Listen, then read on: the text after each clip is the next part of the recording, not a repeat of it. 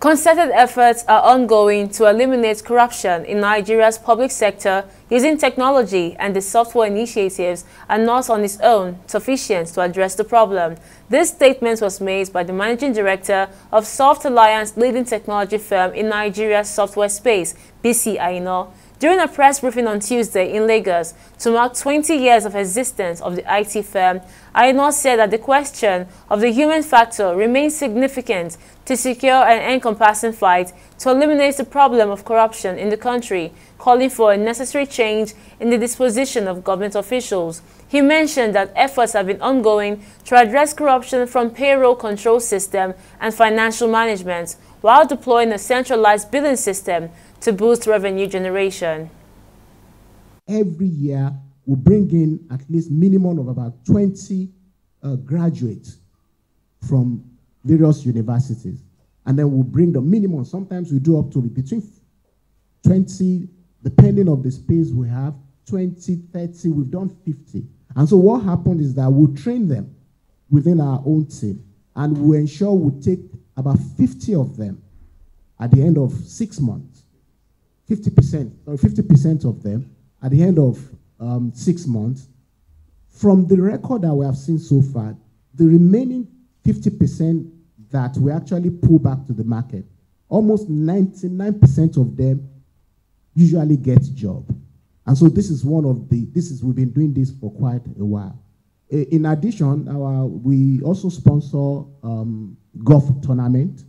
Chairman happens to be an avid golfer, and as a result, we've been doing tournaments where we support various kitties that have been played in Ibadan and across other golf sections. The exposure the Lagos State officials had. Imagine the understanding they had of how they could make their jobs work more efficiently. Same thing went to various industries. I remember when we went to Nigerian Ports Authority and automated their jerking process. So manifest is submitted that has 10,200 items, and something you can then put in between what you then had to manually figure out. You can imagine going through a manifest of all the containers, all the items in there. It will probably take you several days or weeks to go through that, and then you can run through the process, and it's something that has been done in minutes. Even other than direct engagement, you can imagine the impact that had on the maritime industry. You can imagine the impact saving ghost workers had on federal government.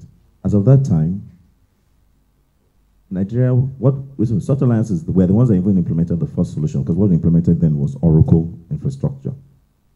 And it's Oracle solution, and we're able to cut the cost from, let's just say 100% to 25% of the cost. That savings would have got into something fantastic. Would have gone into education, would have gone into health, would have gone into infrastructure, so on and so forth. So even the visibility, the penetration of technology that we have been able to bring to bear. Because in Nigeria today, even the most popular thing with regards to ICT in Nigeria, two things, either telephony or payments. Those are the popular ones. But even the enterprise solutions that have been deployed to all these various public and private sectors, and the exposure everybody has to it. During the COVID period, we also developed a self-service time and attendance application for our soft suit, whereby you can mark your attendance from your phone, and it will recognize you by your face, your location, without needing anything to touch anywhere. And all that. During that period also, we were also able to innovate and create a property approval system that can actually help state governments to be able to approve properties on the fly, so that this whole thing about you trying to approve property that will take a long time will do that. So we're an innovative house, we're always innovating and doing new things.